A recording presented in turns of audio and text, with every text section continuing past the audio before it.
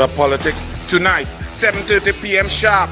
Archie, why yeah, the douglAR looking sweet, boy. You Photoshop the douglAR, but no big thing. We are watching douglAR Politics for sweet, boy.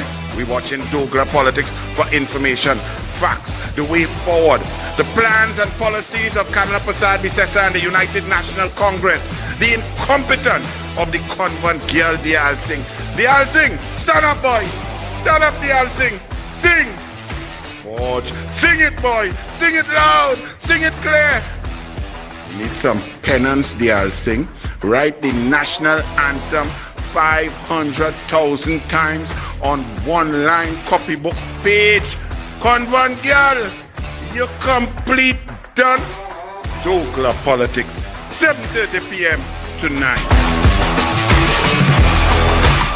douglAR Politics, this is douglAR Politics, yo. douglAR Politics, listen, douglAR Politics, yeah. douglAR Politics, this is douglAR Politics, yeah.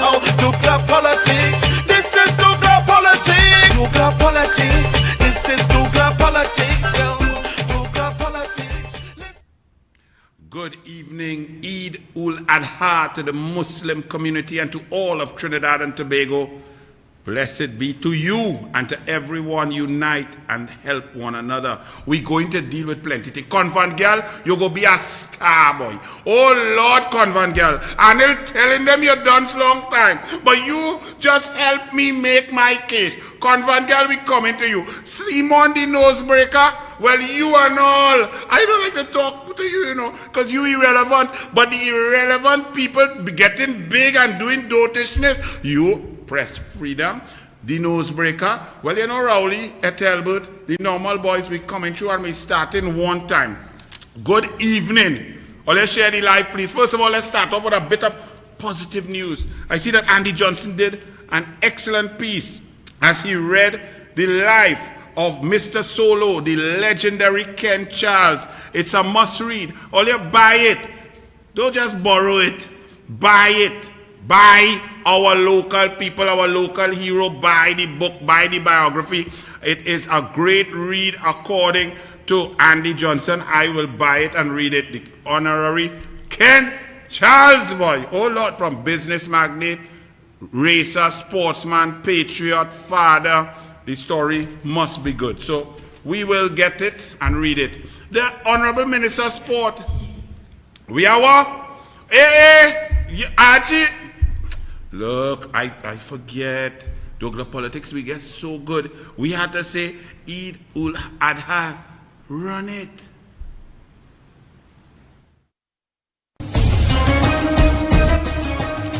Eid ul Adha will be observed on Wednesday, 21st of July 2021, inshallah. On behalf of the management of douglAR Politics, we wish all Muslims Eid ul Adha Mubarak. I forget the show get bougie, our technology, our video, Archie and Mr. moving top of the line, but it's alright. The douglAR still on the ground grassroots, so I'll buy the Ken Charles also. The Minister of Sport, Shamfa Kujo, extends best wishes to Team TTO. You're a genie. You extending best wishes. When it was time to prepare the team to get resources for the team, you did nothing. When it was time to get them vaccinated early so they could go and qualify and compete and prepare, you did nothing. When it was time to get them money, extra money to have camps and training and prepare, you did nothing. You've done nothing. You cut sport budget from 140 million annually down to 10 million. The only thing happening in sport is that you went in so and now you looking so. So I'm happy for you, but the rest of the sporting fraternity, things are not looking so good. You feel just, we could have take the whole team Venezuela and do something and go in here and go out there. We can't do that. It's only you. So don't wish them best now. Do your work. Martinez. Who is Martinez? Not from Venezuela, you know. The mayor of Port of Spain, the PNM mayor of Port of Spain. PNM has been in charge of the Port of Spain Corporation forever. I don't think we ever had a mayor that is not a PNM of Port of Spain. Here, Martinez. Martinez vows to fix Port of Spain streets. Potholes are a real hazard. Really? People dead dodging pothole. People bust up their tire, they rim, mash up, shock, spring, everything in pothole all over the place. Port of Spain is the city, the capital city. We open borders. And people come in to see pothole Martinez. You now know that potholes are a problem in the Port of Spain area. But I don't know what to do with this PNM all across the board. It are no good PNM. It are one. All you find one for me now. Sinking houses of cashew gardens. Now this is a very interesting article and I want you to listen to it very carefully, you know. Because when I read this for you, you will analyze historically that something is wrong with our system, our media, our people, our elections, our electoral system, our voting process. Cashew gardens houses are sinking. Bad drain leads to walls and foundations cracking. Residents of cashew gardens in Carlson Field go to sleep at nights wondering if they will awaken the next morning with their houses crashed on top of them. The community sprang up in 2005. About the same time, the National Housing Authority, NHA, was repurposed into the Housing Development Corporation, HDC, which was responsible for completing the drain work. So the HDC, the NHA transformed into the HDC around 2005. They developed this cashew gardens site for housing in Carlson Field. Now people are worried that the house is going to fall down on top of the head because of lack of drainage, lack of proper infrastructure work being done. Take a wild guess. Who was the Minister of Housing back when cashew gardens began? Keith Christopher Rowley. Who was the man in charge of HDC that moved from NHA? Noel Garcia. Who was on the board of the HDC? Faris, one shot, tight pants, bray like a donkey, go in a room with 13 men and dribble on them and have a big strong one who on TV now playing PNM police. He was on the board. That's what occurred.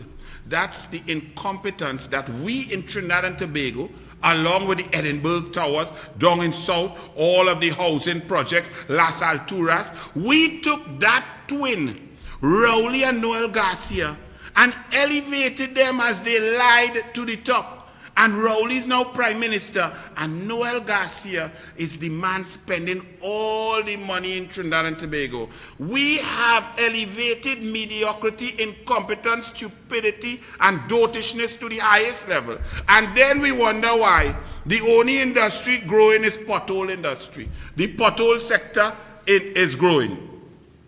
As we talk about that, you all like to say, well, Kamla, and everything that Kamla Prasad Bisesa did that was warped in your minds and your perception by the media that you are now seeing is PNM, Balisi and Rice and Rowley K-Pax liquors. You are clear in that now. But you have to go back in history now and clear your mind of the perception. Remember, lots of PNM people and independent PNM people like to say, boy, Anil Kamla real do thing for people, boy. Children life fund, laptops, school feeding, build school, sport, pan, culture, hospital, education, MIC Center, NESC Center, Seabridge running smooth, Tobago, UE campus, hospital, health center, community center, fire station, police station, programs across the board, job opportunities, open up 55,000 jobs, energy sector, positive foreign direct investment, US reserves, foreign exchange ability, Petrotrin running, keeping jobs, NGC profitability. Kamla was brilliant. Oh God, Anil, all you Indian thief. Rowley spend more money than Kamla. And I will give all you 20 days and 20 minutes to try and tell me what the hell Rowley do with spending more money than Kamla Prasad Bisesa. $20 billion more. Nothing. Not a school. One sporting center down in Diego Martin that he gave a golfing partner and them. Finish our red house. What has he done? Every road in a mess, down in the Port of Spain, me are crying and so on. But the perception that is fueled and funneled by the media, as I will continue to show you. They try to make Rowley sound good, sound plausible, sound honest, sound like he cares, sound like he's in charge, sound like he's a prime minister, when he's a total incompetent, dishonest, lying human being who does not even take care of all his own children. He is a misogynist who attacks women and makes statements about grooming them, and he must groom women because they turn into pasture, and choose your man right, I not in your bed, and then have a skit with gorillas, red gorillas, pulling off the sari of a woman, a yellow sari, and that's the man you all elevate the prime minister and have him talking down to us as if he is some bastion of integrity. He is a skunk. But the media happy with him because the shareholders of the media, them clocking billions. While you hungry and you fighting for hamper and they calling you greedy, them billion on top of billion. So they are happy to promote stupidity to the level of prime minister. That man is a man from Greenvale. He and Noel Garcia, Greenvale flood and nearly kill out people, and most of them just vote PNM. He nearly drowned his own supporters in Greenvale. Having said that, one thing I left out in my little, and that wasn't extensive, that's just off the back foot. Like Brian Lara, left-handed, hook for 6. Kamla Prasad Bisesa increased gate funding across the board with Minister of Science and Tertiary Education Fazal Karim up to 800 million.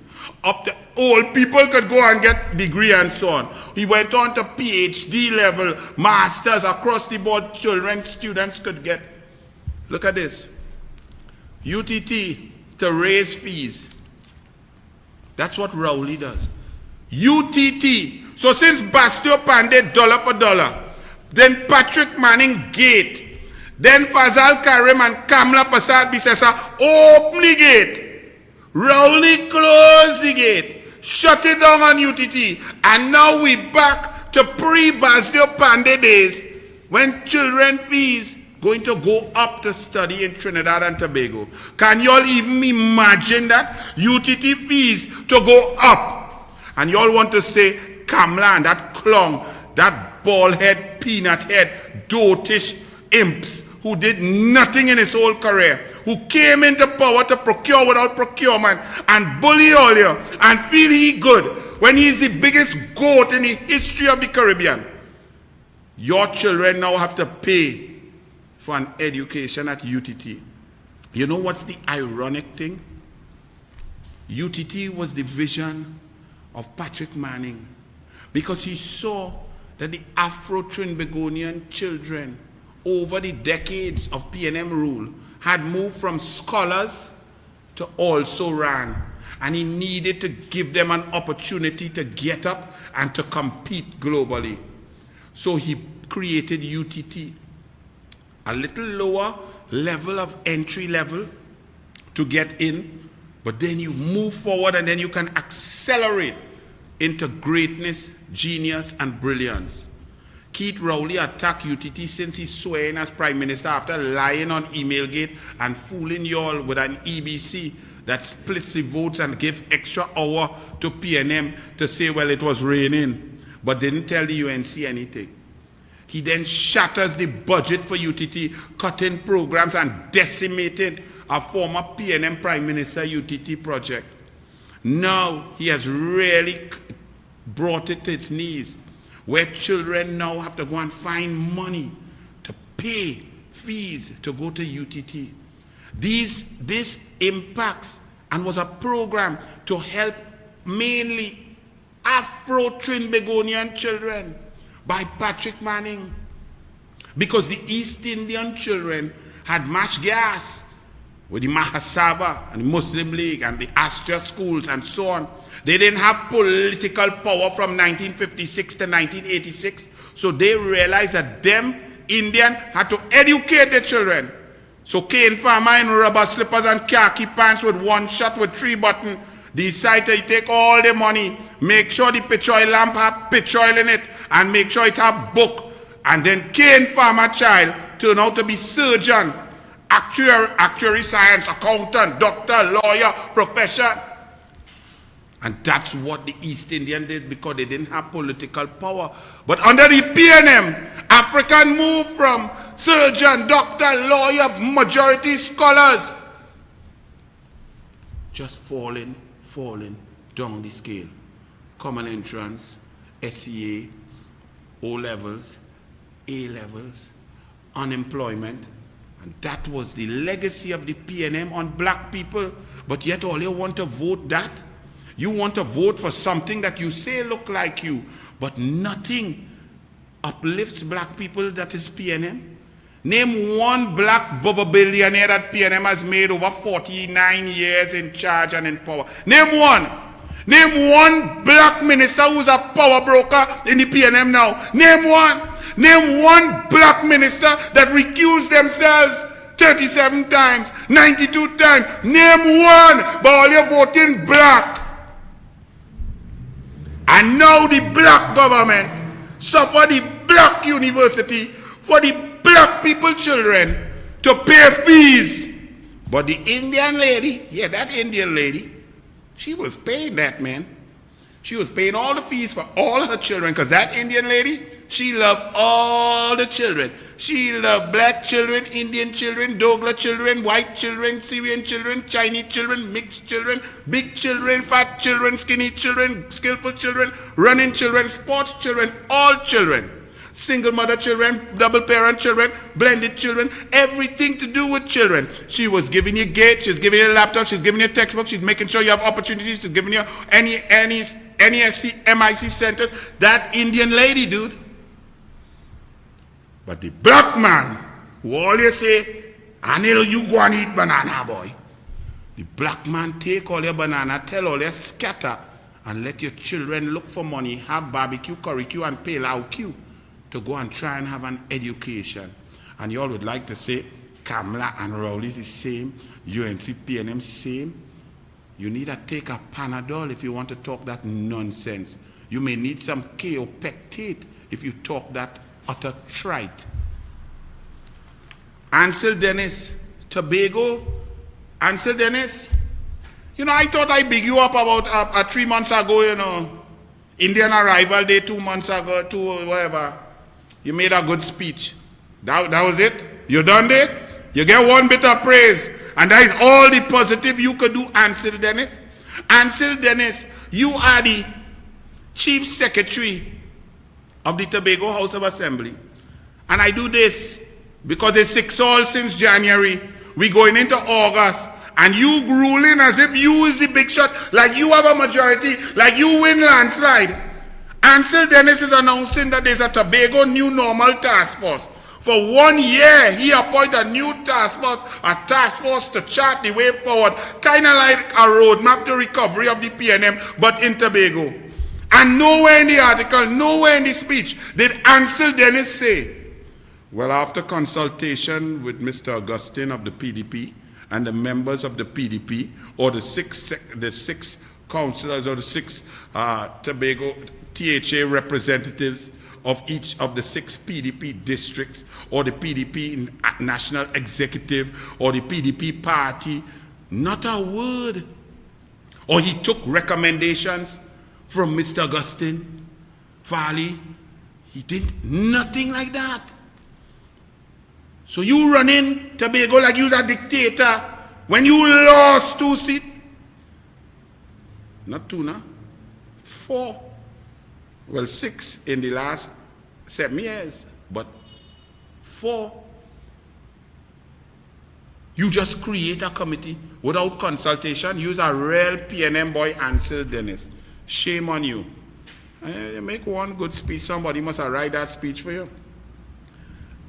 From one, Regrello, I don't know, boy. Regrello, you come in and astound this douglAR politics, boy. Regrello, you come last week. First of all, you come to attack the athletes and say we athletes shouldn't go to Crokio because you find the only them who could get medal, that you don't know nothing, you have little knowledge, but you find we wasting money. We wasting money on your salary, boy. And I hear you just hire plenty of your family all over the place. So plenty hamper we could get if we get rid of you and your family. Entry Grello, then you come to tell people, but people who suffering, can't pay their bills, foreclosure, electricity bills, phone bill, phone cut, ready for action for work. You telling the people of San Fernando 2 more weeks would not kill you? No, but the PNM would kill them. The PNM incompetence and the stupidity. Who the hell would put a dunce like you as a mayor? Imagine you, if we go and line up in San Fernando, they had to call you first on the level of protocol. Imagine calling a dunce like you first. Who we go call second? Convent girl?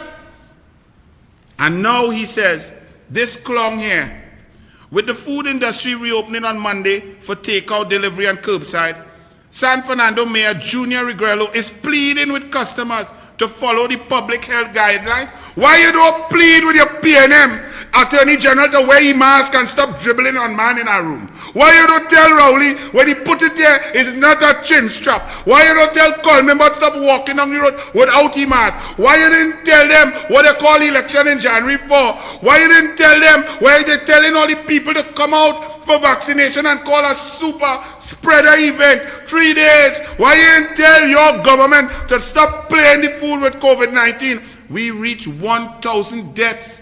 Junior Regrello, you big dunce with your ridiculous, you epitomize what PNM is. Panama, Dominican Republic, and CARICOM left to get US vaccines. Everybody else getting US vaccine. Rowley, you ain't show us, media, you signed the confidentiality agreement with the United States. You're the only prime minister they signed that with.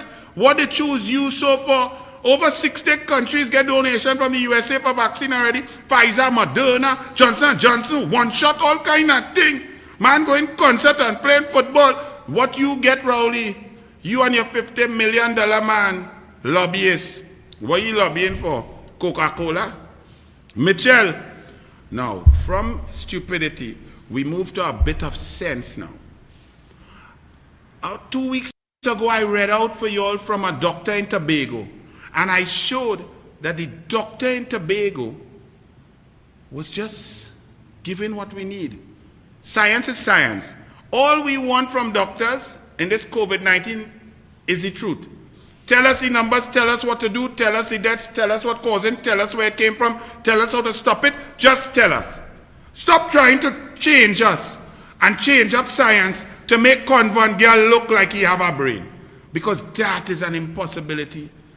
You'll have to take all the doctors from the $6 million man, Steve Austin, to try and rebuild piece of a brain for Convent girl for him to even reach a modicum level of primary school. The man is the epitome of duncehood. But you have doctors trying to uphold his stupidity, trying to shimmy-dimmy for Rowley's ridiculous political statements. But in Tobago, they ain't playing that. The doctors in Tobago, I think it was a Dr. McLeod last time or something. Here's another doctor in Tobago. Listen to the difference. We have to listen to Abdul Richards, who draws in a pay from PNM on the Trinidad and Tobago Bureau of Standard Board, on the TTRHA board, on the NIPDEC board, plus she salary. We have to listen to she, Miss PNM paid doctor. But in Tobago, them doctors just coming out. Here is Dr. Mitchell. Dr. Roxanne Mitchell, Acting General Manager, Primary Care Services, Tobago Regional Health Authority. The TRHA says the authority will be ramping up its COVID-19 home monitoring program. Why? Why would the authority, why would the health system in Tobago, why would they ramp up their monitoring of home quarantine? Let's find out from a real doctor who just talks the truth. This is because some people in quarantine are leaving their homes to carry out all sorts of activities. At the division's virtual media briefing on Friday, Dr. Mitchell said the TRHA was receiving too many reports of people in home quarantine leaving their homes. We are getting reports of persons being out on the streets. If you're in home isolation, you know somebody in home isolation, the family members ought to stay at home. She said the TTPS has been notified and we are going to upgrade our monitoring. Isn't that simple? No need for me to now criticize, because she comes with the truth. Our system is not perfect. It's not working well. We are going to improve the system. Let's go. But in Trinidad, people we know for the last 17 months, them was in quarantine and they ain't get a call. People take a test and 3 weeks later, 4 weeks later, them ain't get no results. Them in, out, in, all around, doing what they want. And down here, the local PNM doctor send us, yes, the home quarantine system is working fantastically well. We had no reports of community spread. Everything is working absolutely perfectly. Oh, so, well, 18 people died, but everything is absolutely wonderful. Oh, we moved from 11 positive cases up to 752. But no, we have it under control down here in Trinidad and everything is great. Dr. Rowley invited everybody to Tobago, but it wasn't that caused the spike. Of course not. We saw a spike because guys were playing basketball. And after that basketball spike, well, Dr. Parsham said something, but he didn't really mean it. And we didn't take him on. But we really saw that, people 4 months before that were vigils. They lit candles. And the candles heated up the COVID. And the COVID jumped around and spread up. So that's why we're dying. The vaccinations are happening, and we saw no spike from telling 80,000 people to come for vaccinations, and we only had 3,000 vaccines, and people were like all squashed together at all 36 health centers. But we saw no spike there. But the numbers may be high in over 60 population, of which over 60 were the ones who went there looking for vaccine. But no, it must be something happening in the homes of the geriatric and so on. It's not Dr. Rowley's fault, and the vaccination program, we're seeing little results. The Delta variant is not here. We haven't tested anything. We don't know what samples to test, how to test. We're not going to tell you what we tested, how much we tested, but we have no more Venezuelan immigrants here, and we're not going to vaccinate them, because we're only going to vaccinate those who are here who speak English. And when we reach herd immunity, everything will be great, and our system is fantastic. 1,000 people dead, yes, that's all right. Don't worry with that. That was expected. It could have been worse. That's the doctors we have down here who go on a show with a woman. Oh, good. I don't even know she have a face for radio. But me, I understand that the doctor go on there but telling we he impartial. But these Tobago doctors, they should be in charge of the national program. Because that's all we ask from doctors. Give us the science. Give us the data. Give us the testing. Give us the information. Tell us what to do. Tell us what not to do. Don't play games with those clowns. Don't play games with that clown who opened laundromat because he was smelling stink. Don't play with he. You understand? National, oh God, as I say stink. Ethelbert, come in, boy, come in. Ethelbert, National Security Minister, pleased with border reopening process. But what all you put a picture here for? The Minister of National Security is not small pin. Where Ethelbert come back from? Ethelbert, nobody cares about you, boy. You come to tell me that you are pleased with the border reopening process, so you are pleased with the performance of small pin in your portfolio. Oh gosh, black man, a proud henna, stay up Zimbabwe boy, Rasta man, you just make me proud. You mean this little half Trini Chinese from Barakpur come and take your portfolio with the tiny pin, and you with your long Rasta locks, Pumsy Day. Yes, Paul. Yes, small pin, you opened my airport well, you brought my vessels well, you walked past me with my Prime Minister well, you all in my portfolio, you're inside my Bartex, upside, but you don't have much space because you're fitting easy with your small pin, and you are all controlling my job. I'm really just there, an ugly black face, just there to hold a salary. Nobody wants to hear from you, you clown, Ethelbert. Oh, well, we want to hear when you're going for your next bath. That would be nice. I'm really interested. And I see, now Archie, you have to come in here, boy. Come in on this picture as best as you could. This picture here, boy, right here.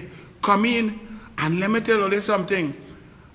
Remember, we want to see Ethelbert when he go and beat him, when it flood again, when it rain, eh? Because if you come in close, you will see why. Ethelbert is always prepared to go down in the beat for next bat, you know. You coming in? Look at Albert, you're expecting flood. And Albert, I check out shoulder man pants. And Albert, go back. And Albert, I like that. You're showing, you see, you're improving.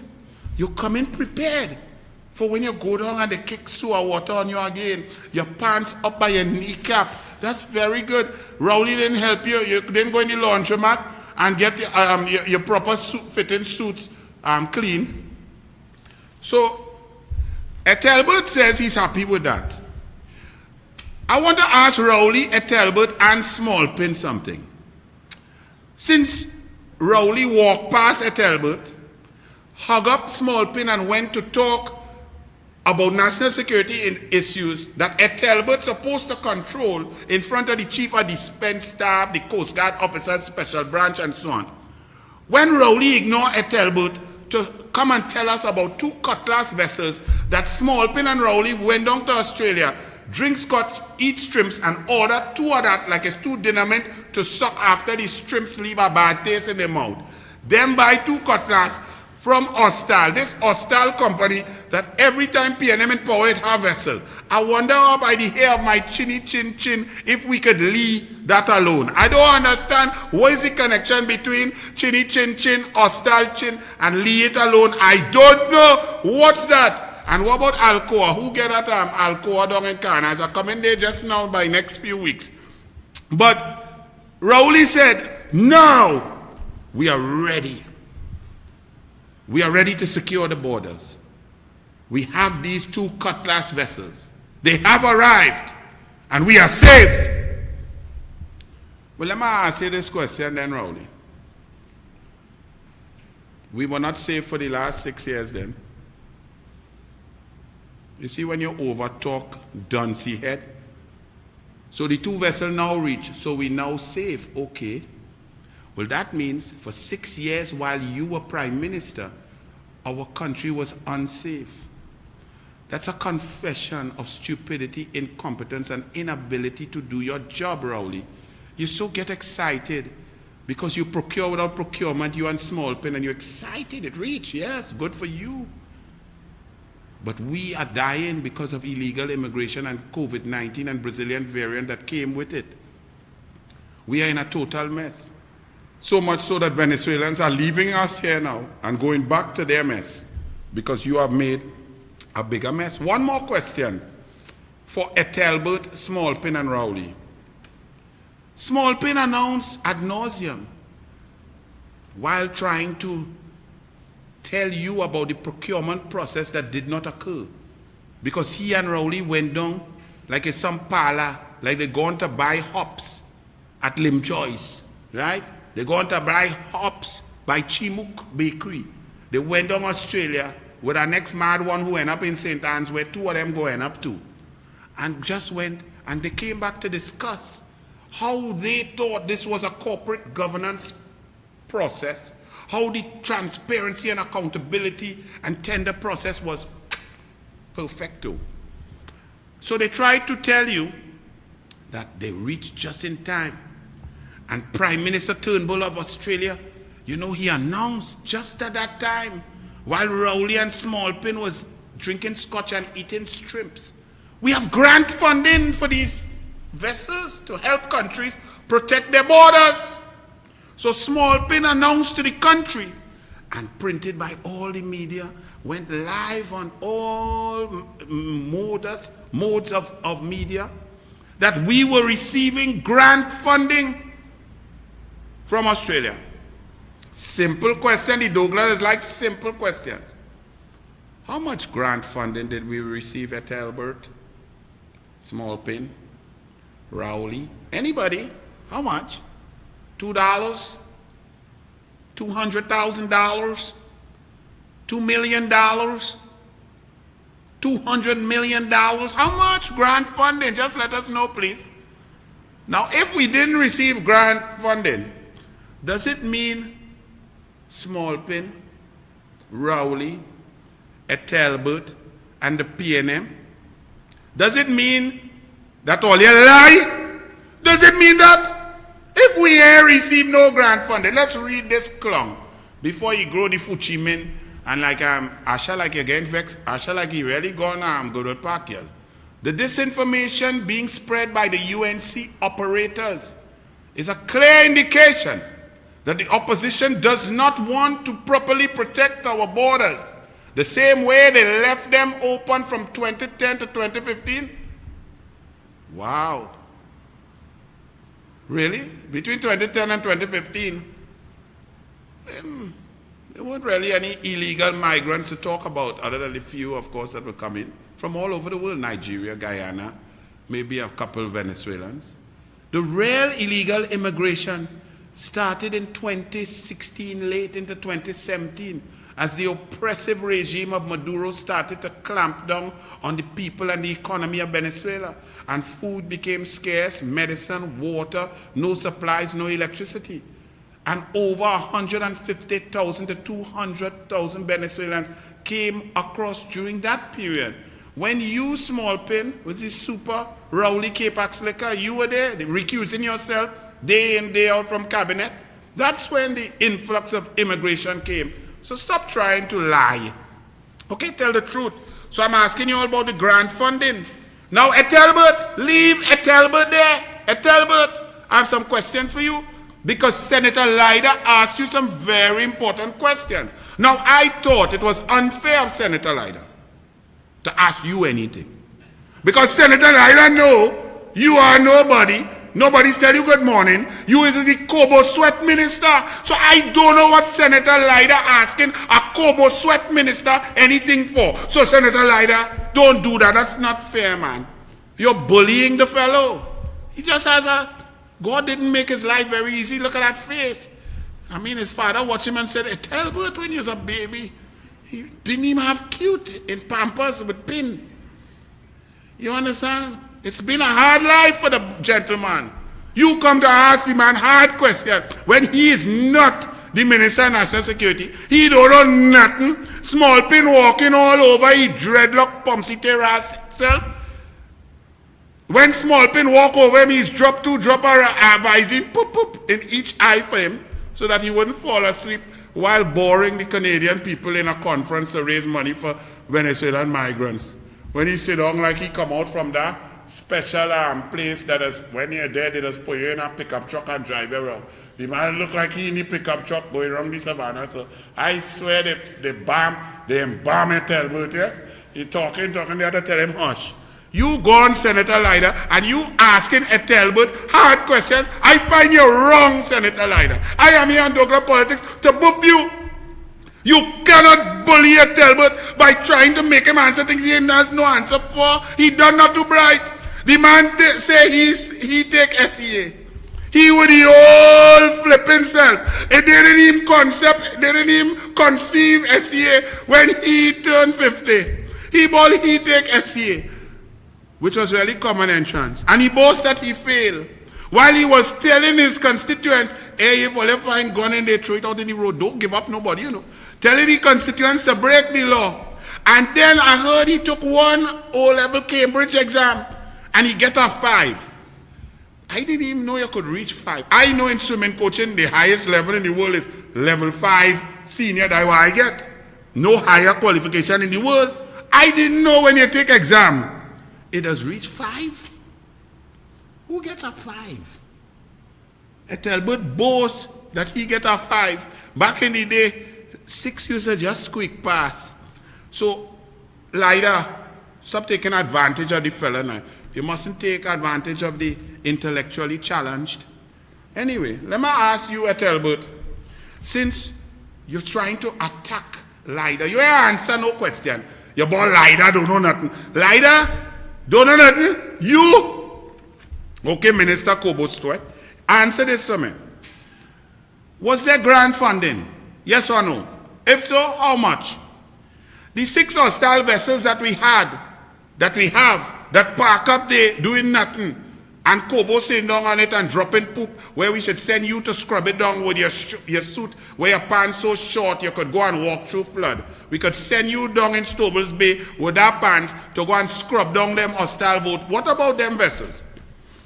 What about the operation plan for the cutlass vessels? What's the crew? What's the diesel amount? What's the operation? How are we going to do it? How many hours are we going to put them out? What's the top speed? How much coverage can we get? Do we need other vessels to work, or these two just go out there in the water and we just safe like Selassie I briefcase? Please tell us, because you didn't answer. You're attacking LIDA. How much diesel was allocated in the last 6 years to the Coast Guard as opposed to 2010 to 2015? And since you have become Minister of National Security, have you taken a cabinet note to increase the diesel supply to the Coast Guard? And what is the love affair between the PNM and Hostal? By the hair of your chinny chin, I want you to leave that one alone. You understand? What's the connection between PNM and Hostal? And then also, as you're ready to answer, since you want to talk about LIDA, at least LIDA, not in the cabinet. You in the cabinet, you in the PNM, you are Balize all up in your pampas, and you don't know nothing about what's going on in your own portfolio. What about the Air Guard? Have you purchased any radar? Are there any new planes operating? What about the helicopters? Where are the army camps? Have you put any army camps down from Ikaka, Cedros to Fullerton? Where are the police roadblocks? What's the position? How are the borders? Where are the 15 beaches that you said were open? What about the 81 porous sites? How many illegal immigrants are here? How is it operating? How come the police riverine unit is operating better than the Coast Guard? Now they have these vessels. How long does it take for them, the crew, to get off that big vessel onto a small pirogue going at 70 miles per hour on the water in the darkness? What is the condition of the radar? Is it operating? Since you were there, we saw 12 dead people, 12 dead floating under the radar, and fishermen had to drag them in. Please answer these questions at Elbert. I know it's a bit much for someone who took common entrance but thought it was SCA, and somebody who got a 5 in Cambridge. But answer now. Moving right along at Elbert. Remove him. My goodness. That is a face not even my mother could love. That is a face probably only a great-grandmother could love, because she's dead and she wouldn't see it. The Guardian. I want you all to understand now how we end up here. You all are probably wondering, Anil, how we end up with Rowley as Prime Minister, Ethelbert as Minister of National Security, Small Pin, Al-Rawi, a la tight pants, a la one shot, a la recusal, a la rental, a la dribble on man ears inside a room without a mask. How we end up there? Let me read to you why. This is the editorial of The Guardian of Rowley's K-Pax, Monday, July 19, 2021. The good, the bad, and our behavior, meaning the people, as if The Guardian represents the people. The Guardian didn't put doubles, remember? They didn't put doubles on the front page, Them put pizza. So understand who them represent, but they're trying to editorialize about us, the people. Well, let's read The Guardian. It's a mark no one expected at the beginning of 2021. After entering the year at a good place in the battle and with news of a breakthrough in vaccinations before things took a drastic turn for the worse. Really?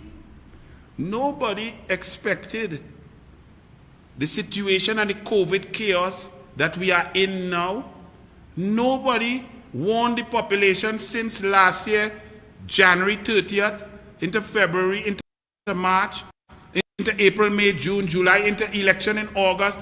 Nobody told the population that Keith Rowley and his government were totally incompetent, that Convent Girl was a total dunce, that every decision they were making was wrong, that there was no testing, there was no data, there was no curve, there was mammogism, that the press conferences were just made to create an aura of doing something when nothing was happening. Nobody said at any point that we are behind in the vaccination program, that we have made no real attempts to get vaccination donations and to reach herd immunity, that we have no contact tracing, that we've spent out all the money and people are starving, that we are locked down and we are in state of emergency with no efficacy, no benefits, no nothing, that we have failed on both the health side and the economy side. Nobody said that, Guardian. Nobody expected that. You see what I'm saying? The Guardian didn't hear that.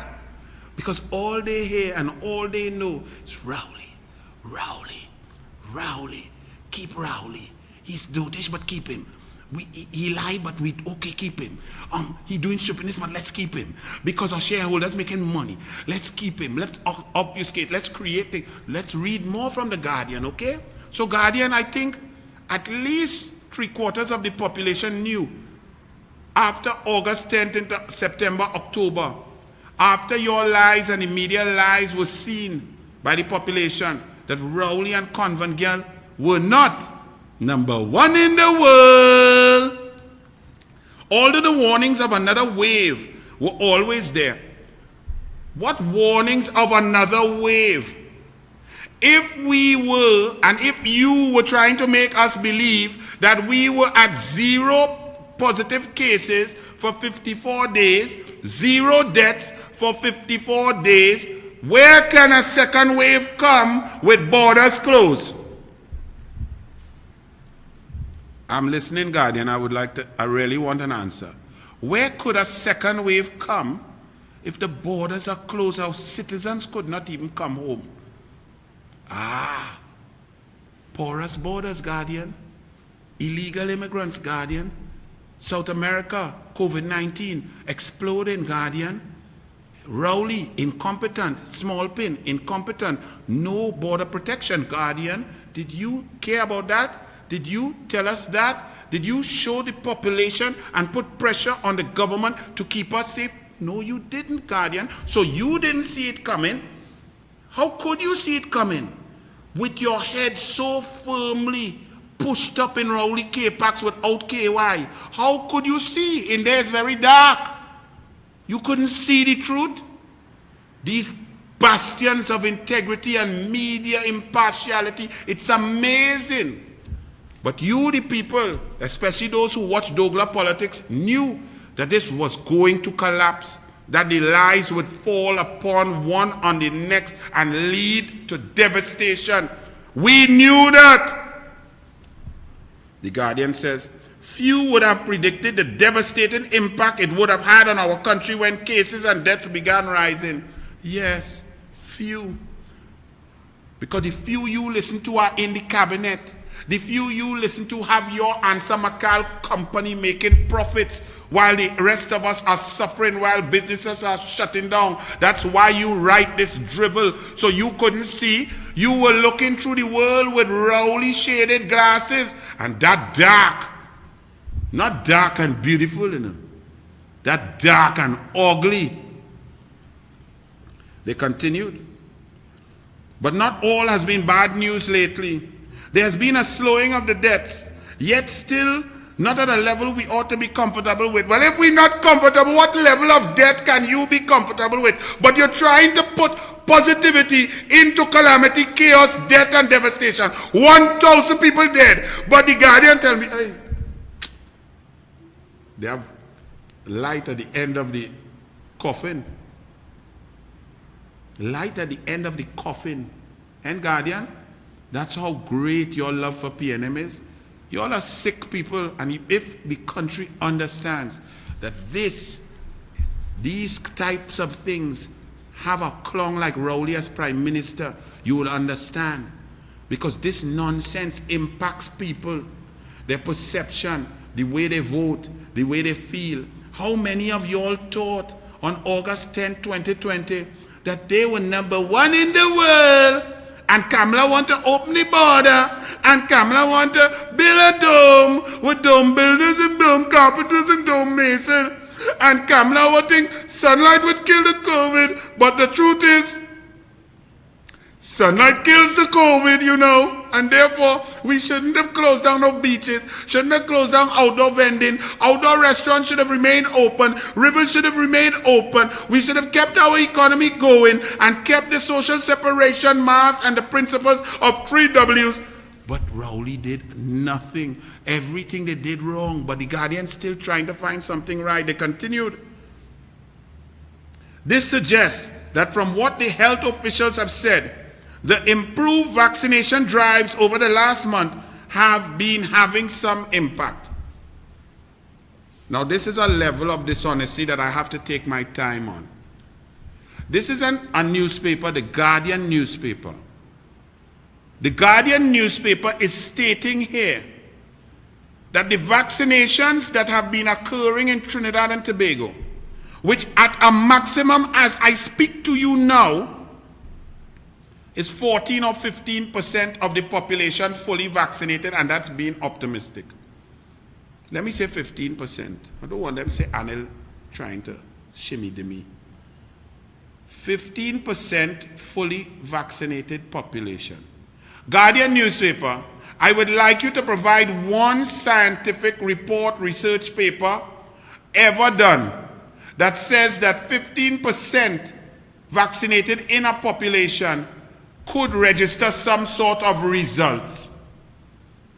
I want you to let Dr. Parasram, Dr. PNM Hines, Dr. Abdul PNM board lady state categorically that 15% fully vaccinated population can result in a situation that can measure infections or the performance or decrease or diminution in the infectious rate of the COVID-19 vaccine.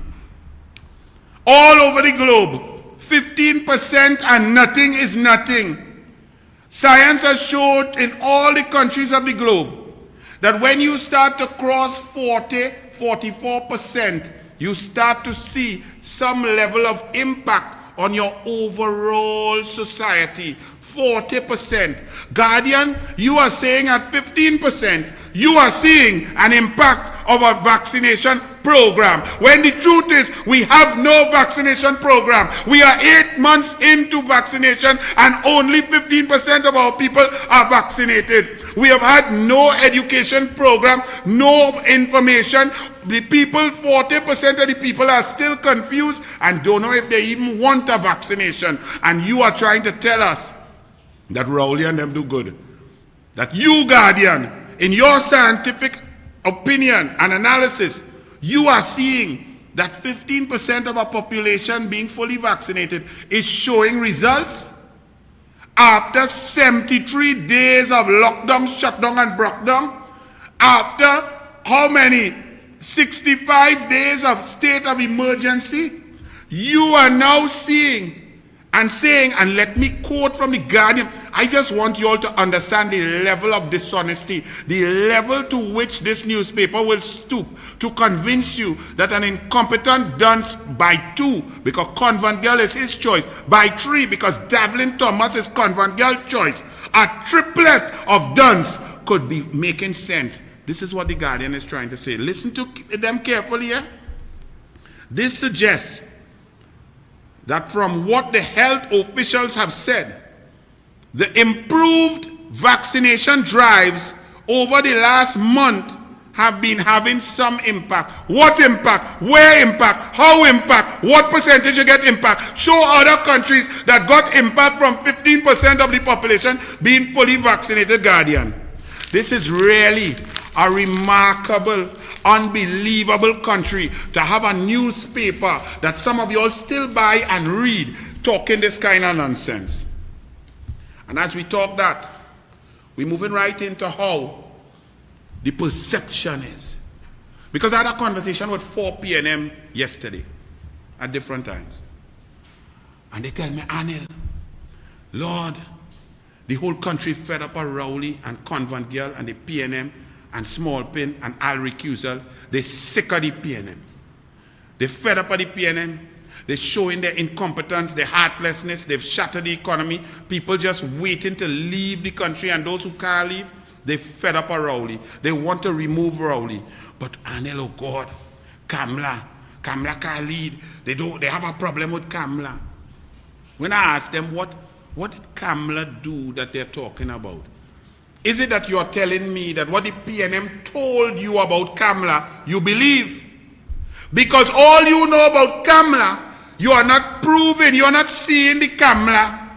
with the children life fund. You're not seeing the hospitals. You're not seeing the sporting grounds. You're not seeing this velodrome, the tennis center, the aquatic center. You're not seeing the roads. You're not seeing the UTT. You're not seeing MIC. You're not seeing NESC. You're not seeing Seabridge. You're not seeing increased tourism. You're not seeing sport tourism. You're not seeing manufacture. You're not seeing 55,000 jobs. You're not seeing differently able grants. You're not seeing pension grant increase. You're not seeing raised minimum wage. You're not seeing better roads. You're not seeing bridges. You're not seeing highway to Point Fortin. You're not seeing competitive index 65th in the world as opposed to 105th. You're not seeing foreign exchange. You're not seeing reserve requirements. You're not seeing HSF building up. You're not seeing point research. You're not seeing water in your tap. So what you're seeing, what you're talking about, Kamala, what Guardian tell all you, what Express with Asha Javid, who hugging up two different PNM ministers telling you, what Express with and Guardian with Anika Gumsand, if I tell all you about Kamala, that's what you are telling me. You need to come to me with some facts, because the facts I have, Kamala performed brilliantly. They say, well, we can't argue, no. I said, and I took them through it now, and I'm going to take you all through it. I said, look at something. I'm going to show you how the newspapers control our mind share subliminally. They control our actions, so much so that we believe that we are controlling our actions when we are being puppeted. Are you all ready? If you check social media, you will see video, cute video, nice video, loving video, romantic video, children video, all with KFC. Check it. Y'all don't even understand that what you're doing by your funny jokes and your memes and so on, you are marketing KFC further into the fabric of Trinidad and Tobago, so much so that KFC across the globe is a non-entity. USA, they hardly eat KFC. They eat Popeye chicken, they eat all kind of other things. They don't eat KFC. England might have a few KFC. Trinidad and Tobago KFC now open their 60th KFC in this little place. Why? How did that reach? How did KFC? Because anybody who tell you would tell you that Royal Castle tastes more like Trini than KFC. Whatever seasoning and spices Royal Castle is more local, more to we palate. So what have we with this KFC cult, KFC brand, KFC move? What could have done that? You ready to see it? And I'm just going to show you one day. This would have been going on for decades. Here we have newspapers from one day. Actually, may have to come in because I want them to see. Right? I want them to see. So come in. We have newspapers. This is from one day. And this is what takes place.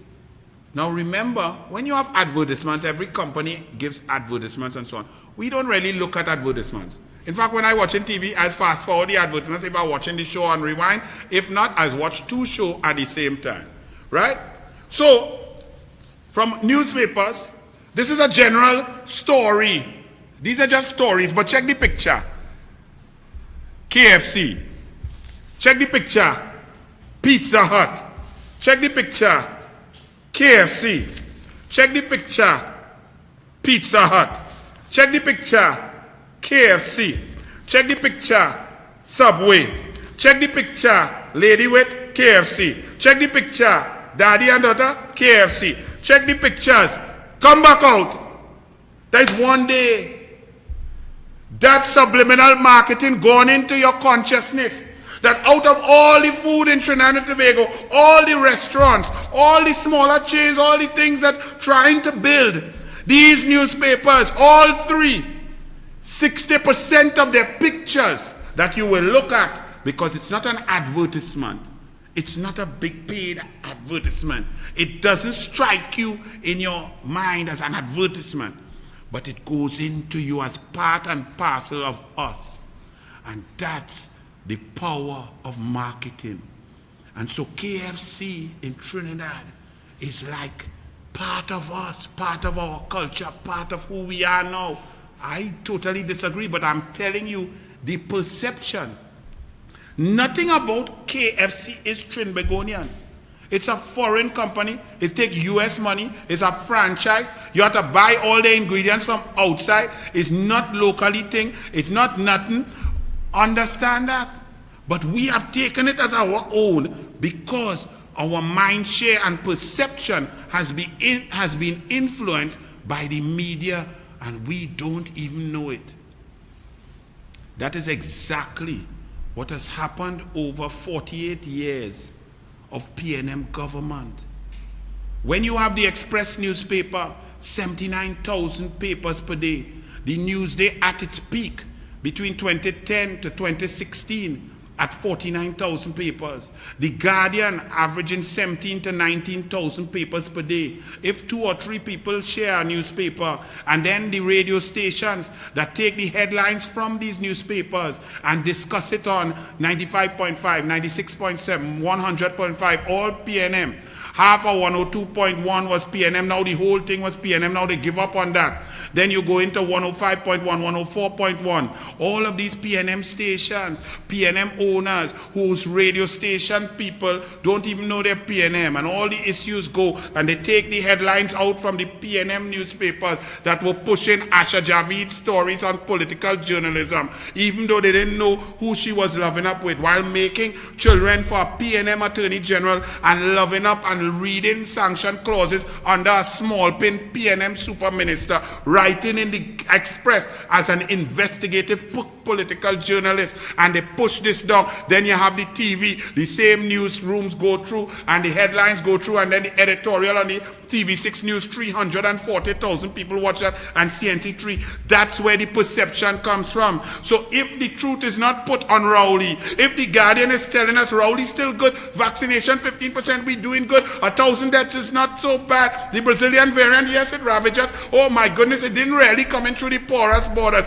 The people are really not hungry, they're really greedy, because they ask a poll and you say 54% of the people agree with Donna Cox that the poor people or the people who went for hampers are greedy, and they're moving through like that, and you're not asking questions on the HSF and where the money gone and why it gone and where A and V and where the appeal, and Rowley shouting and he cussing down the place, and where the Pfizer pass, to whom it may concern, who brought it in, why we can't get it, why we on Sinopharm, why we sign NDA, why is a secret deal, who signed confidentiality with USA. If you don't get answers to this, the media just tell you, okay, let's move along, and you see Rowley as viable, and anything Kamala do, somebody write a little press release that make big news. Kamala used the word creep. Rowley is a flipping creep. But ask the child since 1969, ask the ministers and them with their wife in the cabinet, ask some of the ministers in the cabinet, ask Payne Richards when she interviewed him, ask Anika Gum-Sandiford and other reporters who went home by him and he come out bareback. He is a flipping creep.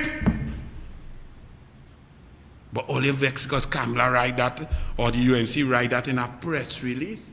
But only ain't vexed that a teacher impregnate a girl of school age, only ain't vexed with that, and then leave the child outside and give you pictures of inside children. That ain't vexed all, yeah?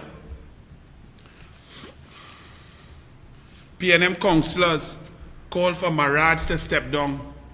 A UNC councillor was alleged or charged with some misbehavior in public office, some charge. He resigned off the finance committee. That's no big thing. We don't need PNM to call on UNC. Kamala Prasad-Bissessa has always said, if you have any charges, if you have any problems, clear your name. Even before charges, sometimes PNM just lie on her ministers, lie on her people, and she say, listen, I want to give you a higher standard to the country.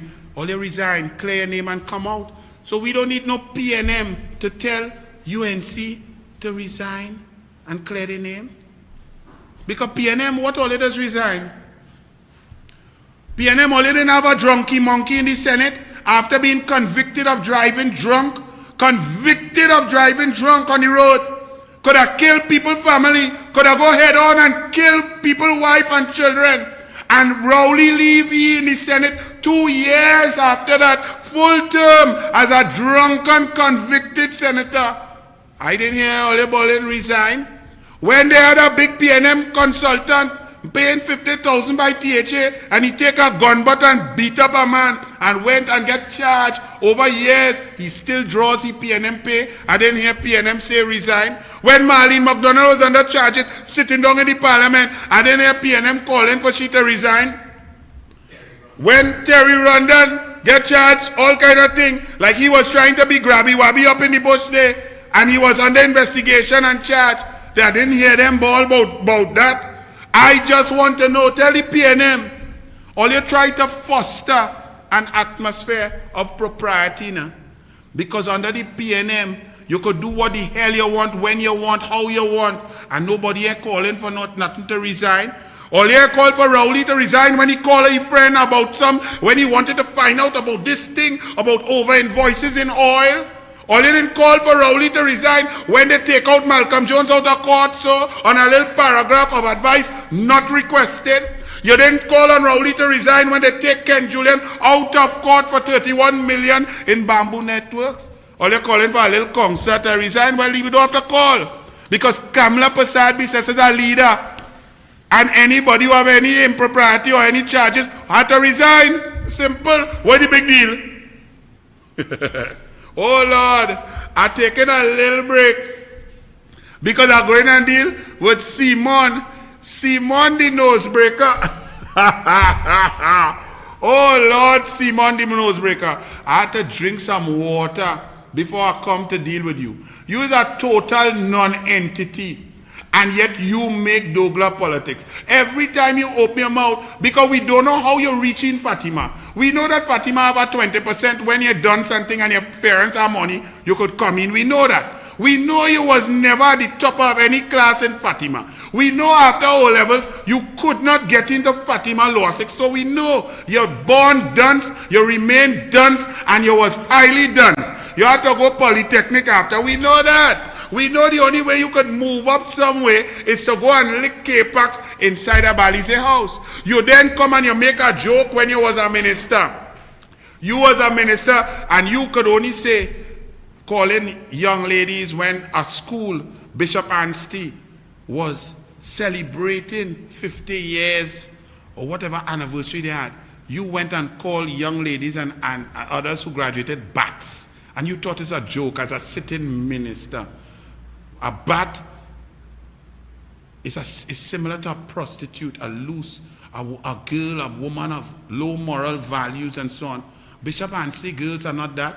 They're highly intelligent, highly intellectual, brilliant, well-behaved, well-brought up. They are not that. I don't know what you have by you, but you thought that was funny. And like you still think that joking is, you're just there to be a clown. You are not Tommy Joseph. You are not Sprang Alang. Well, those are very intelligent human beings. You are a complete dunce, the nosebreaker. So I go and drink a little water and come back and deal with you, Simon, the nosebreaker, who couldn't even fix a bus stop that fall down in the middle of the road and block the pavement for 3 3/4 days. I'm coming back. Don't go nowhere. The national anthem of Trinidad and Tobago. Let me go. Look at this. Somebody come and look at this. Look at this. Together we aspire, together we achieve. That's our national anthem. No, that's our watchwords. National anthem is discipline, production, and tolerance.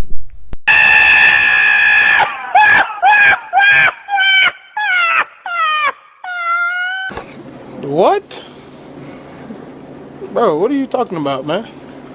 You're so dumb. You are really dumb. For real. This is one of the #1 reasons why I continue to say, kids, stay in school. Definitely should stay in school.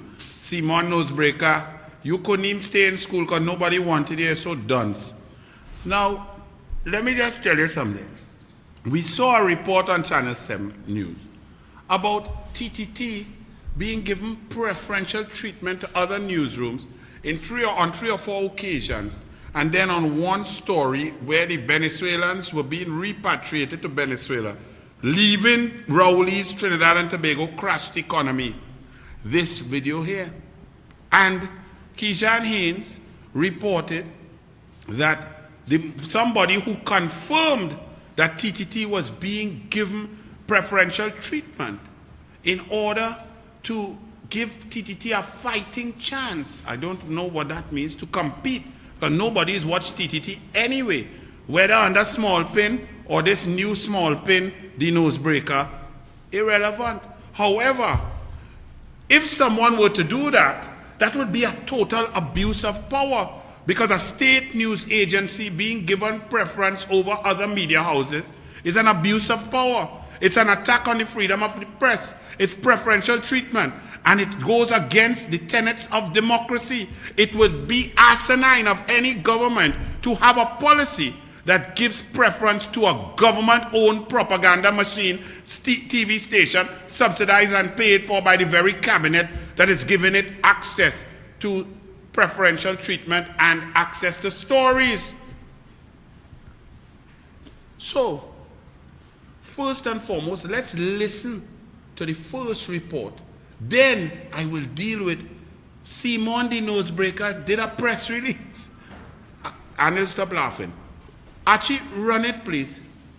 Well, confirmation tonight that Minister in the Office of the Prime Minister in charge of Communications, Simon de Nobrega, has been instructing officials to grant state-owned media TTT unfettered access on assignments and to restrict other media houses by barring them from certain locations or simply not inviting them to assignments at all. And the confirmation comes from the unlikeliest of places, the minister himself. Here's Kijan Haynes. News at 7 noticed something was strange during our coverage of the Venezuelan repatriation exercise on Saturday. The only two media houses that actually reported on the impending exercise, Trinidad Newsday and Us, were being blocked from entering the cruise ship complex. And despite numerous requests simply to get a shot of the vessel, we were told instructions were given not to allow access to anyone but TTT. Minister de Nobrega was present at the exercise, and off-camera, this reporter asked, in front of other reporters, if there was in fact an instruction given to allow only TTT access to certain areas. And his response was actually yes, and further added it was being done to give state-owned media a fighting chance. Now, News at 7 followed up by asking reporters at the scene if they knew of this policy. They said they didn't know it was a policy, but they had noticed at several assignments TTT was given access to areas where other media were prohibited from entering. Now, we also reached out to government sources who did in fact confirm that this is policy. And if you permit me to editorialize a little bit, we here at News at 7 only wish the best for our colleagues at TTT. We believe a successful media is the cornerstone of a robust democracy. However, we do believe that that success should not come at what is, at best, cheating, and at worst, an abuse of power. That's absolutely correct. So now, Simon the Nosebreaker, the Minister of Communications of Rowley's cabinet, put out a press release. Archie, I would like you to put that up big, and let's read it and analyze what Simon the Nosebreaker is saying in his press release on the letterhead of the Ministry of Communications, the Office of the Prime Minister. A statement of clarification by Minister de Nobrega. I have seen the news report circulating, and it is unfortunate that Kijan Haynes took seriously a statement made by me lightheartedly. One, leave it there. A statement made by me, Minister de Nobrega. So you admit that you made this statement. So Kijan Haynes is correct in what he has reported, that you made the statement. You are admitting that you made the statement of which he reported upon, in that you made the statement that TTT was being given preferential access by the government and that that was a policy. B, I would love to know, Minister de Nobrega, what is the joke about COVID-19, about press freedom, propaganda, or unequal access? What? Because you said it was made by me lightheartedly. What could be funny in a repatriation process, a COVID-19 process, a freedom of expression, freedom of information? Please explain in your next press release what exactly was the joke. He continued. He said, and supposedly off the record, at the repatriation exercise on Saturday. Well, Minister de Nobrega, Minister of Communications, Minister in the Office of the Prime Minister, off the record for a minister at a function arranged by the Minister of the Government of Trinidad and Tobago. There is no such thing as off the record. Off the record does not exist for a Minister of Communications. You don't even understand your portfolio. You don't even understand what your job is. You don't understand where you are and how you have reached there. And secondly, what does supposedly off the record mean?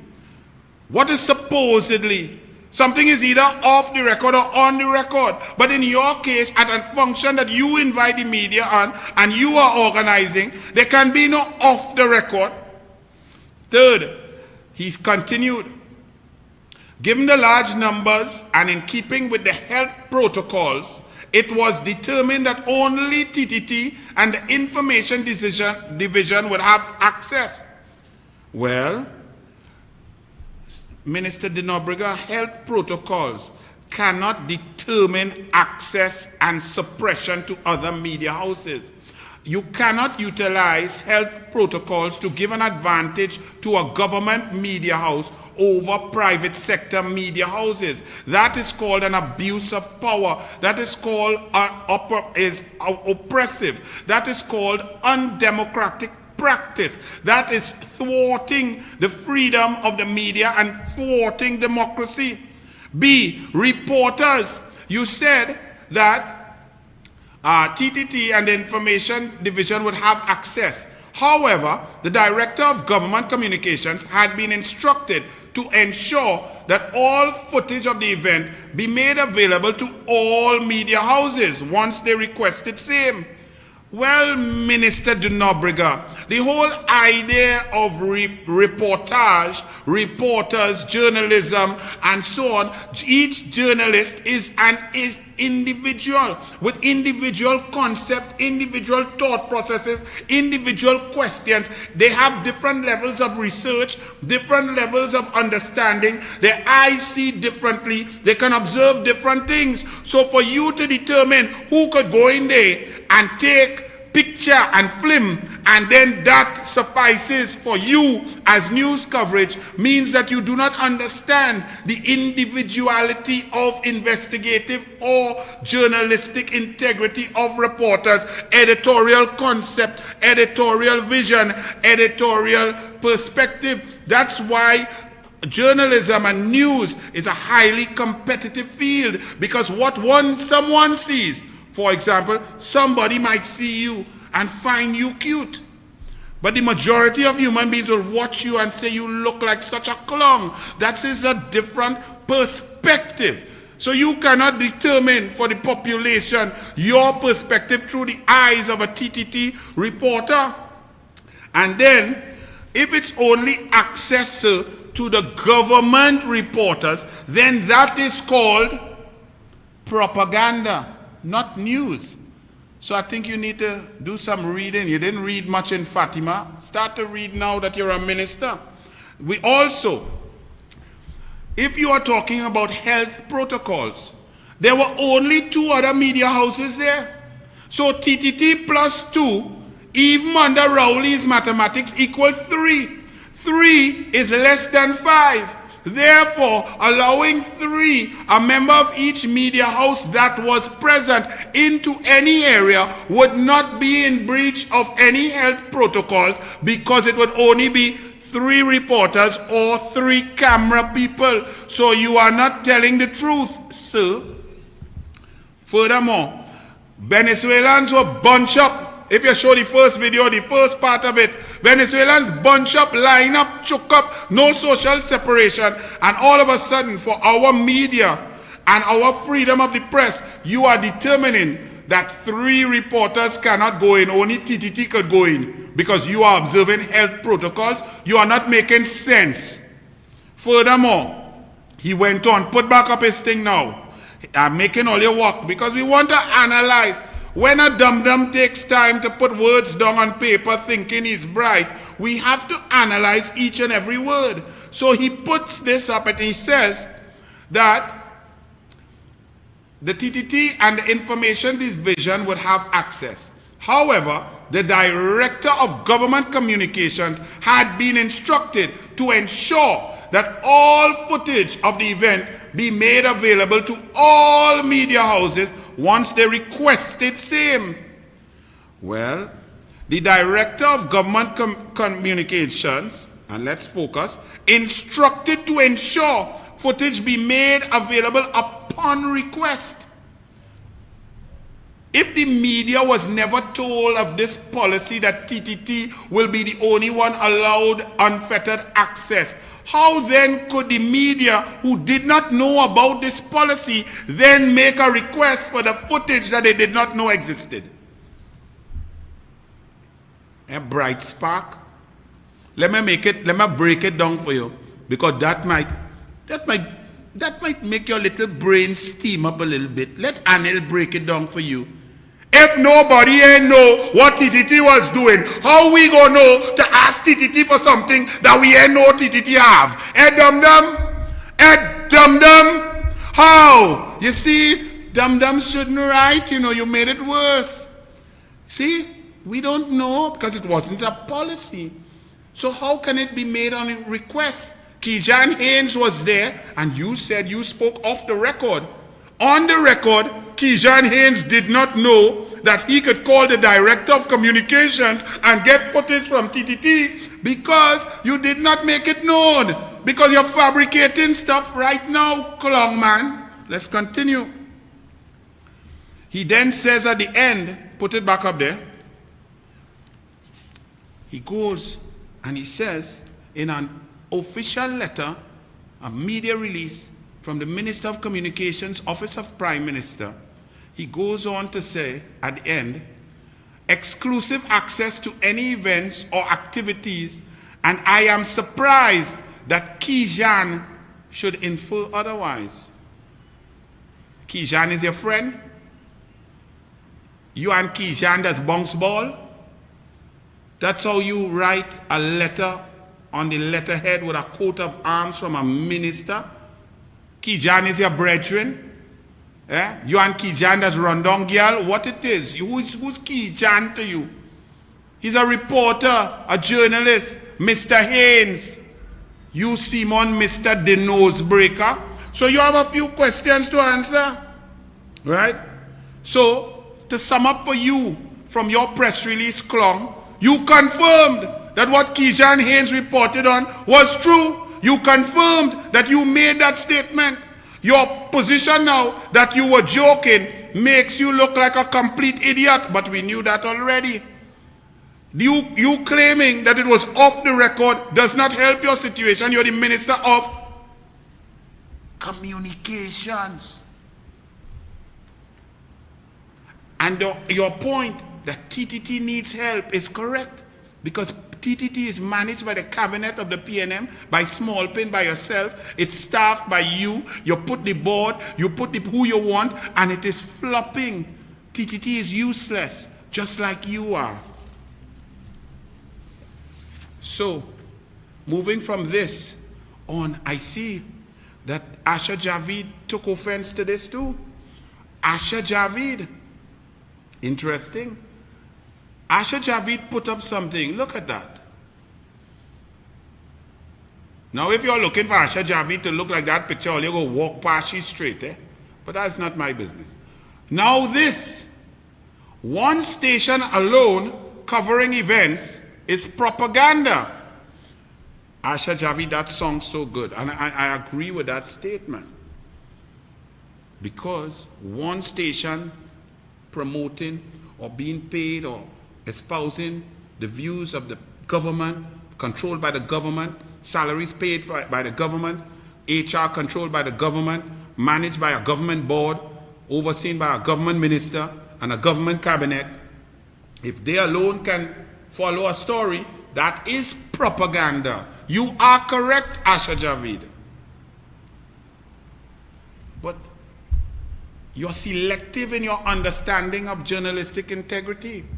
Because Asha Javid, living and being a lover of a PNM Attorney General, while writing as an investigative political journalist in a two-party system and printing newspapers on the front page stories, when you are totally biased to one side and not the other, and not disclosing the fact of your close, intimate, loving relationship with the PNM ministers, one of which we are child for, and the next one who, while you were attacking the UNC Kamla Prasad Bisesa government, you were loving up and whatever you're doing at your business. But with Small Pin, who's Rowley's #1 super minister, yet you were writing, pretending to be impartial, pretending to be an investigative journalist, getting to the truth.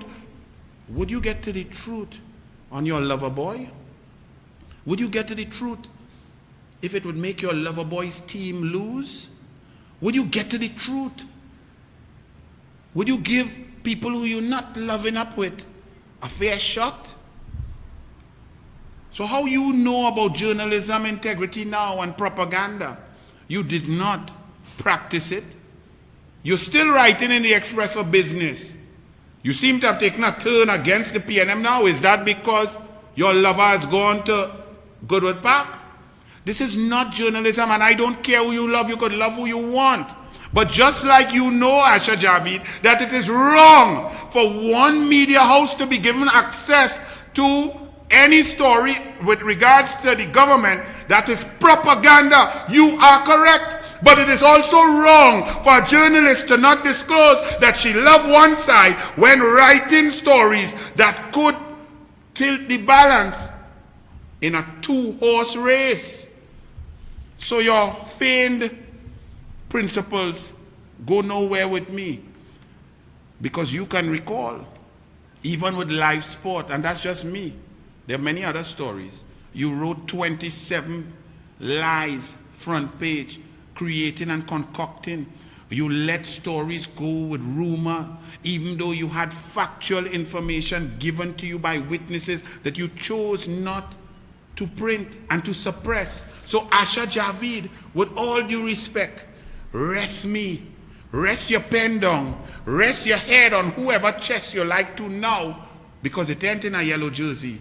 It will have a red jersey with a red pillow, and enjoy yourself, because it's people like you who have this country in the mess that it is in. So we don't need you criticizing propaganda when you are not the bastion of intellectual journalistic integrity. So give me a rest, please.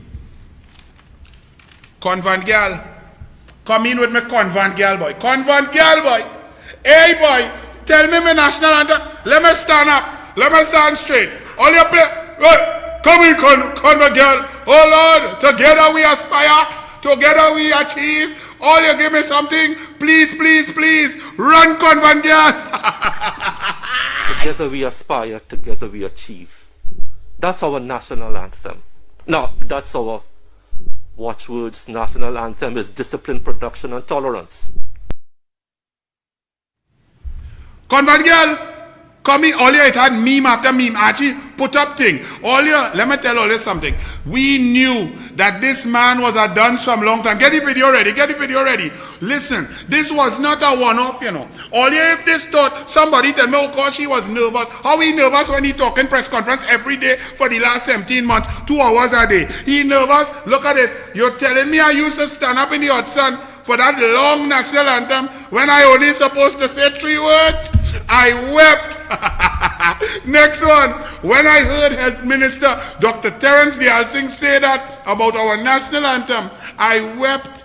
I really wept. No. What is that? I Sasuke? Why you say that?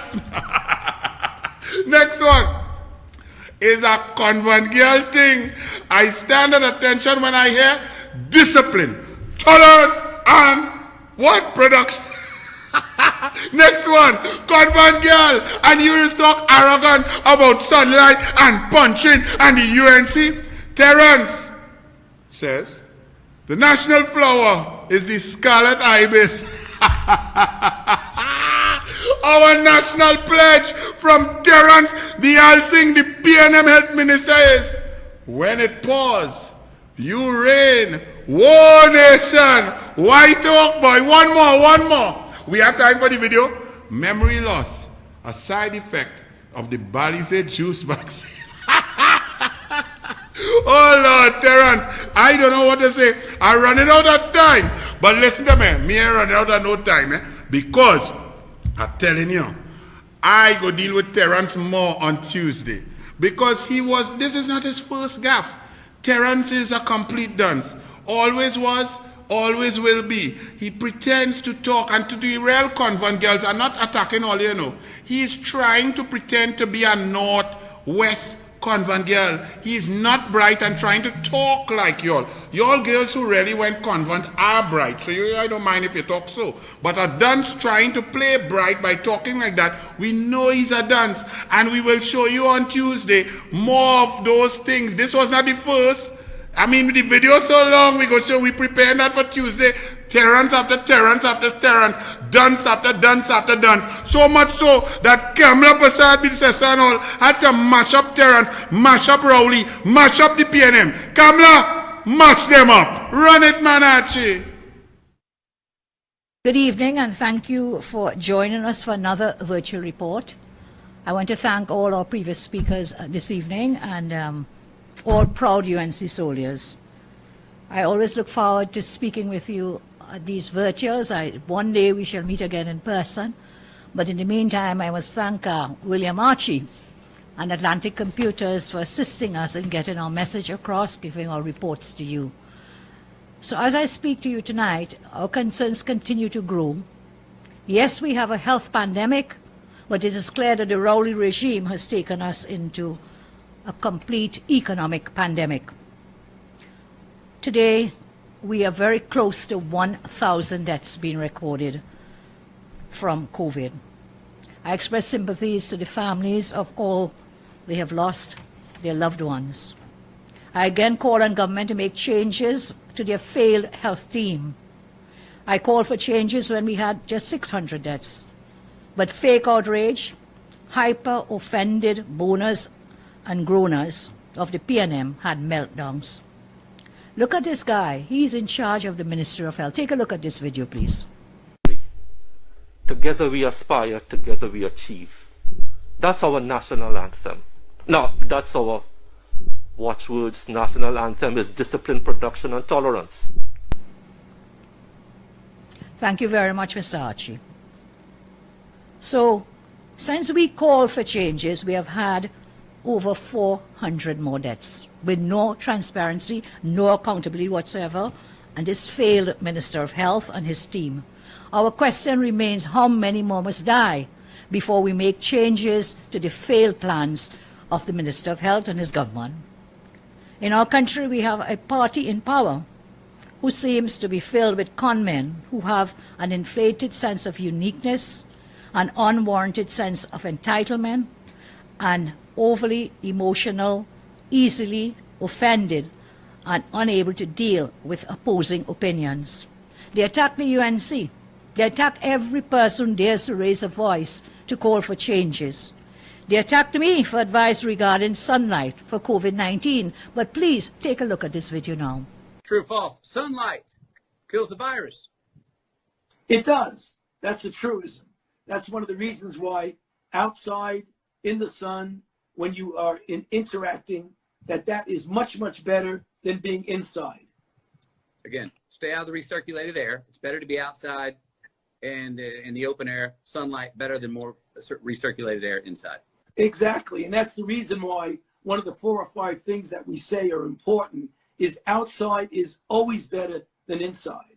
Okay. And that's why when restaurants open, if they open, you encourage tables that are outside and separated from each other. Is this why you think that so many of the island countries have such low numbers? Because they have more of an outdoor lifestyle? It's quite conceivable that that's the case. Absolutely. Yeah. Okay.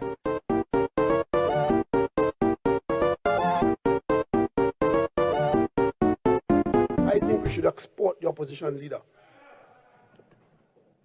as an anti-COVID product in this pandemic. Go out and tell the world, sunshine does kill COVID. You would recall they talked about building a dome. None other than the member for Siparia came out, build a dome. COVID will be killed in sunlight, etc. Mr. Deputy Speaker, it wasn't my honourable colleague, the member of St. Joseph, who tried to lull citizens into complacency by telling them sunlight does kill COVID.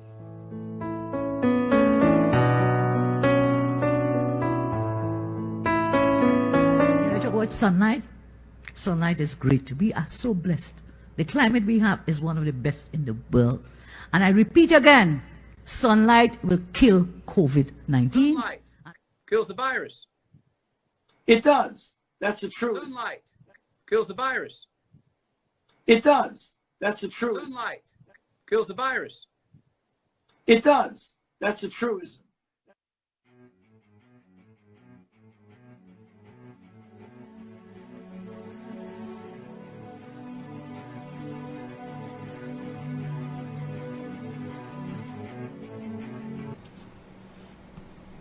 Thank you, Mr. Archie. So we said sunlight will kill COVID. Now the science in the world is telling us the very same thing. I want you to remember that when citizens stand up and demand accountability from the Minister of Health, they do nothing. I think we all need to stand up now. Don't wait until one of your loved ones, a person you love, passes away because of the incompetence of the Minister of Health. Ask the question, if 900 people had died in 3 months from crime, would Gary Griffith still have a job? Why then do we have this failed medical team with Minister Dialsingh? How many public servants over the years who have been deemed UNC have been fired, have been refused promotion, have been hounded out of office by the PNM mob? Only public servants who parrot PNM propaganda are exempt from accountability in this country. The mismanagement by the failed Ministry of Health team has had repercussions throughout our economy. You know, this week we saw persons by the hundreds, Venezuelans, who had come to Trinidad and Tobago looking for a better place because we were like a paradise. They are now fleeing. Venezuelans are actually lining up by the hundreds to escape Trinidad and Tobago. Imagine when they fled from their country because they could not find jobs or food. They're now saying, you know what, between Maduro and Rowley, we choose Maduro. We are going back to Maduro. Take a look at this video clip of Venezuelans lining up to flee Trinidad and Tobago.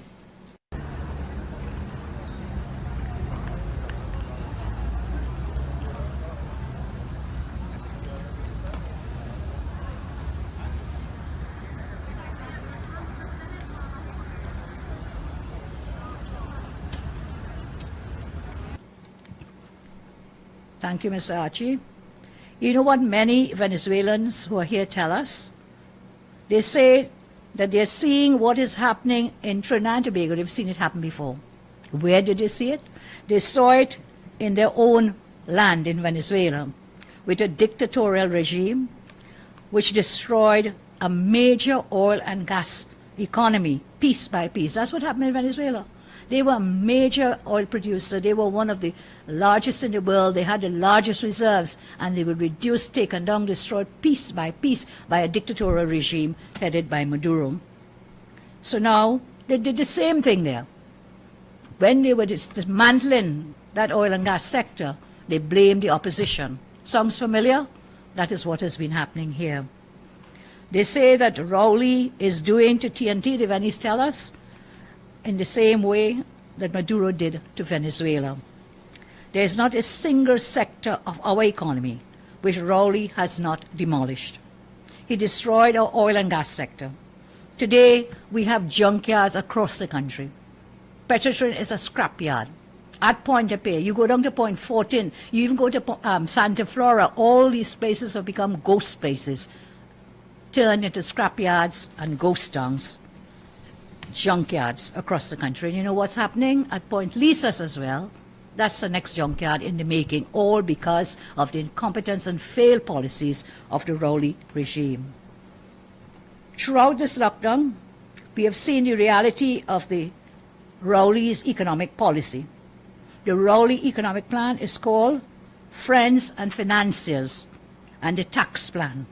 Once you are a PNM friend and financier, and once you're indeed a Rowley friend and financier, then You don't have to pay taxes. You don't have to go through. There's one way, one rule for everybody else, and another rule for their friends, families, and financiers. The Rowley government continue to ignore the economic pandemic that we are facing today in our country. Any MP, any councillor, and any human being, right-thinking citizen in this land, will tell you how overwhelmed we are with requests for just food, basic food. They're not asking for laptops anymore. They're not asking for any fancy anything. They're asking for just basic food. That's where we've been reduced to. And you know what? It's not only the Venezuelan refugees who are fleeing our country. Foreign direct investment is also leaving our country. If you look at the latest reports, you will see that we have had the worst outlook in the entire Caribbean region for foreign direct investment. We are attracting negative investments. What does this mean? Negative investments, just a word, but what it means, instead of money coming in, direct investment coming in, direct investment is leaving, so we're getting negative outflows of monies in a country that once we had the highest FDI recorded in our history under the government island. Now we are seeing investors are fleeing. Months ago, we had a motion of no confidence in the Minister of Finance, and we were doing that to highlight how bad our economy has become. The pandemic, that is our economy. That was our way of warning the country. And now investors are packing their bags and saying adios, saying goodbye Trinidad and Tobago, goodbye Keith Rowley. We look at reports carried in The Guardian yesterday. This was the United Nations on Trade and Development reports, which reviews FDI, foreign direct investment globally. And in that latest report, they place Trinidad and Tobago as the worst in the region. As if that's not bad enough. We are second worst in the world among small island developing states. That's where we've come under the Rowley government. And this didn't happen overnight. This didn't happen in the last year because of COVID.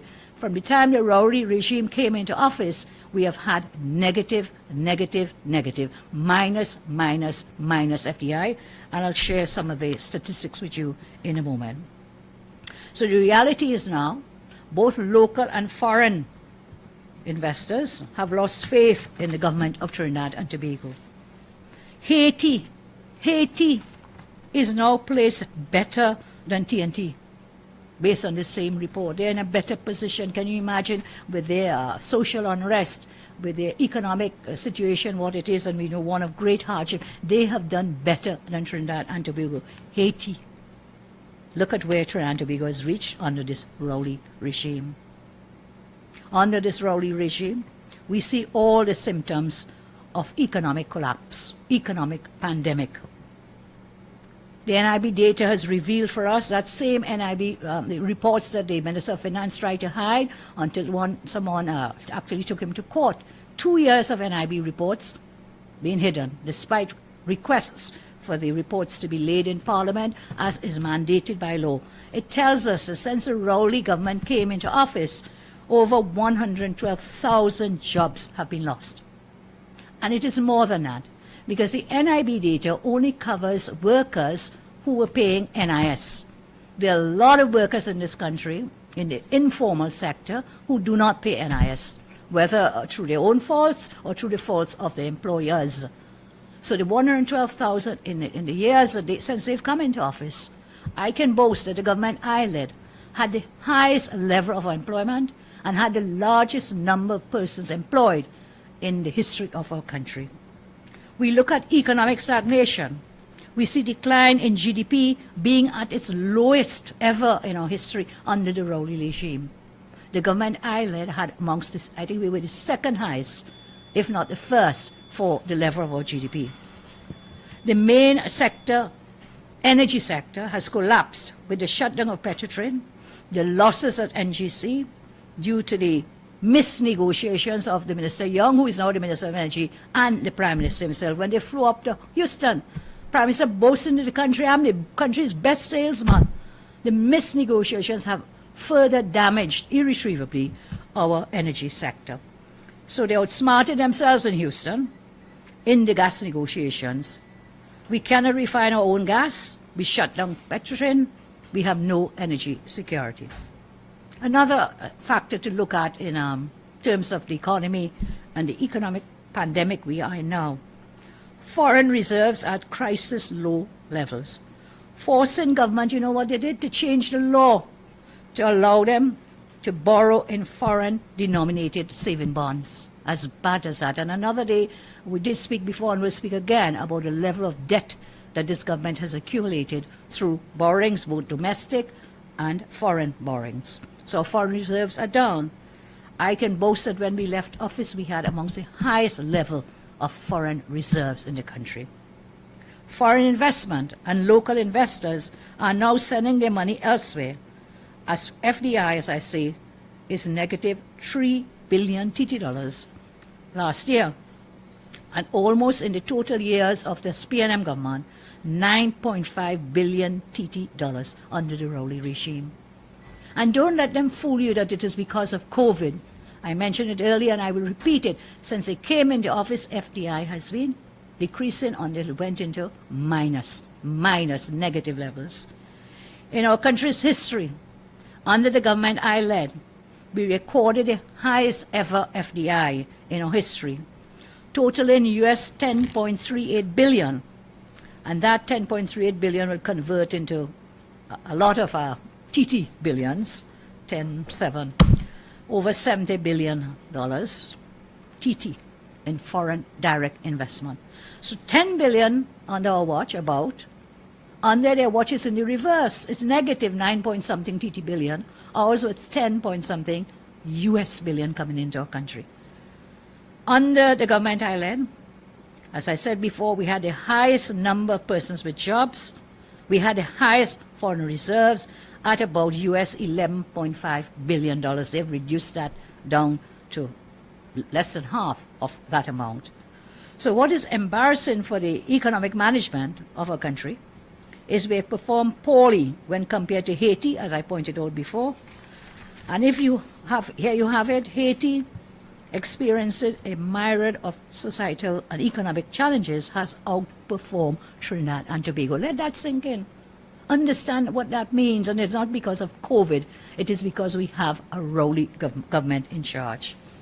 When you look at the small island developing states, again, we are second in the world.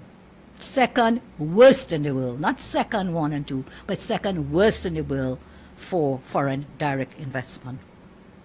So based on the data from the same UNCTAD report, when considered with the general poor performance of the Rowley regime, it paints its own picture of an economic pandemic.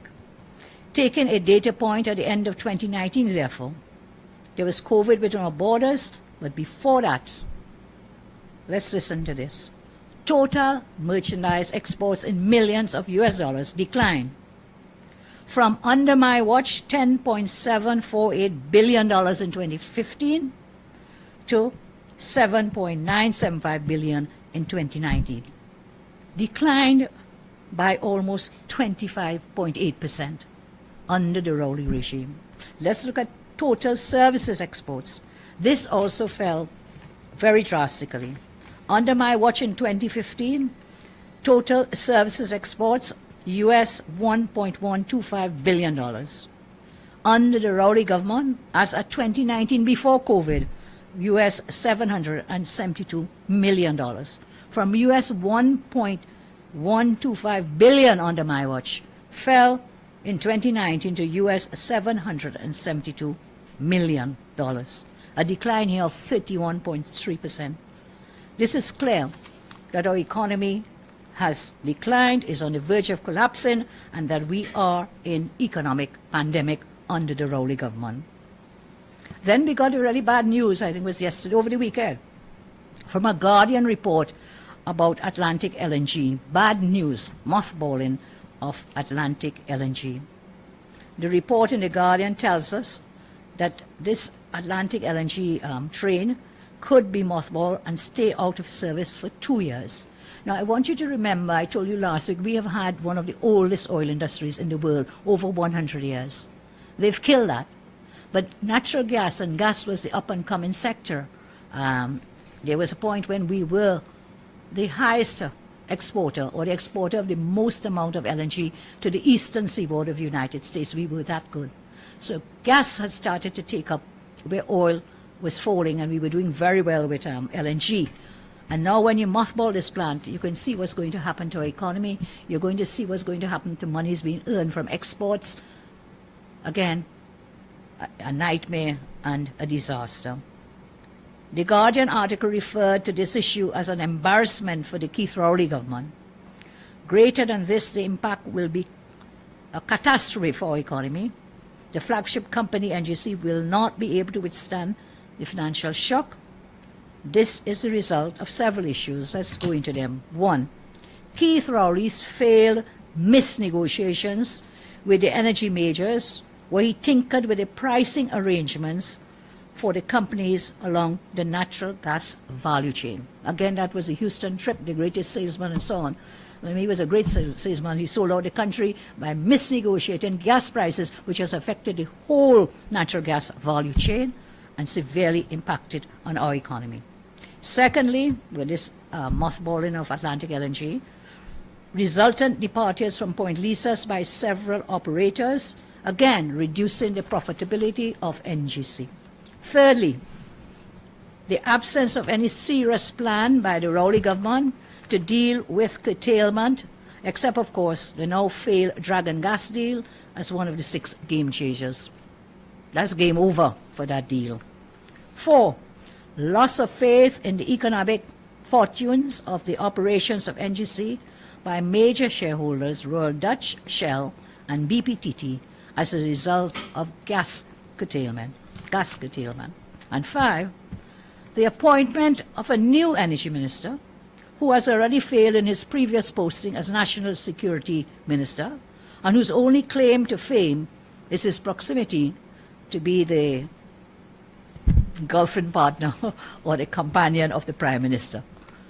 I see now we're opening the airport, and now this Minister of Energy has to go to the airport to visit, to do whatever he does. So he's like the minister, we used to call it the all-purpose minister. Minister in everything and of everything, and gets nothing done. You say a jack of all trades, a master of none. So you now have a minister who's failed in his previous ministries, now as the Minister of Energy. Let's look at the report put out by the Central Bank, their latest monetary policy report issued on July 16, 2021. What are the key takeaways from this report? 1, domestic activity contracted.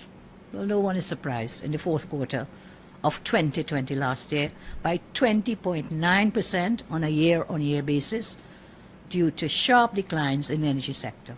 2, the domestic energy sector experienced a further decline in output over the past 4 months of 2021. Activity also in the non-energy sector also declined by 2.2% in the 4th quarter of 2020. Natural gas production, which has been falling, continued to fall by 20.6% in January to April 2021 compared to the same period year on year from last year. This decline, coupled with the Prime Minister's missteps in the energy sector, have contributed to devastating conditions and now rumored mothballing of Atlantic LNG Train 1. Our economy is in a tailspin. The Rowley government has in response dusted off their playbook. From 2015 to 2020, they have decided to invent ways to blame the UNC and anybody else for their obvious failures. When this does not work, the Prime Minister resorts to raising red herrings so that the national attention can easily shift from his anger with his mismanagement. And if that red herring is not enough, then he bluntly buffs the journalists, all those people who go to these press conferences to ask questions at the press conferences. It's like a buffing session that goes on. Don't ask. Don't ask. And this is what we've seen under the Rowley regime. The economy is in a state of collapse. They have no plans. They've shared nothing with us as to how we will recover. No plans from them. And they're just go on hoof, making policy decisions on hoof without any real science, any real data, or without any real vision for a mission to rescue Trinidad and Tobago. Last week I shared with you some of our plans to kickstart the economy during and post-pandemic. I will restate these now. 1, reduce the tax burden, both personal income tax and corporate taxes. 2, revise the VAT regime in order to take the VAT off food items. I said we did it. It worked. Over 7,000 food items, no VAT. So lower personal tax, lower income tax, corporate taxes, reduce the VAT on food items, and of course, please pay the businesses their VAT refunds. Why are you holding on to monies that belong to the businessmen in our country? Why? That is not your money. That is like you're using their money as a loan, as your own money, refusing to pay VAT refunds. Please pay VAT refunds to the businesses in our country. Jumpstart food security. I discussed at length on the last day about that booster shot that I'd shared with you. Further, restart a reformed oil refinery to regain fuel security. And even more important, as a booster, invest in renewable energy. This is the way to go. The world is going into renewable energy, and that's where we need to go. We all know we have one of the best regions in the world. We live in a climate zone that is one of the best for renewable energy. We have wind, we have water, and of course, yes, we have sunlight.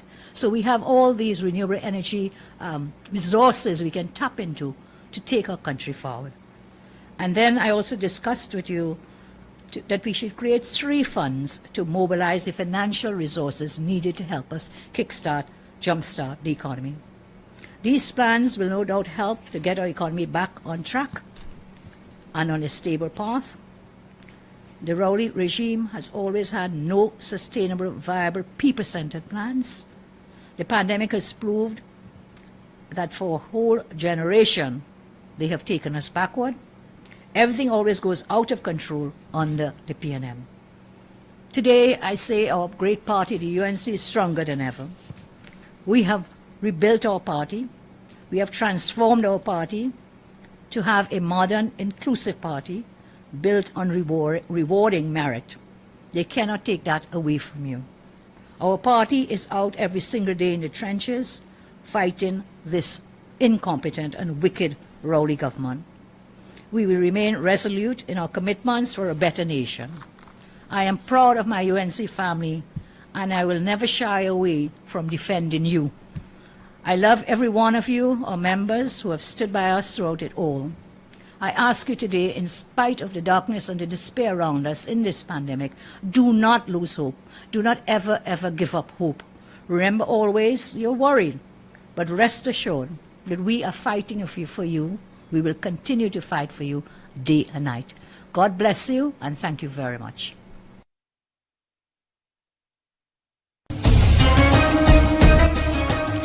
Eid ul-Adha will be observed on Wednesday, 21st of July 2021, inshallah. On behalf of the management of douglAR Politics, we wish all Muslims Eid ul-Adha Mubarak.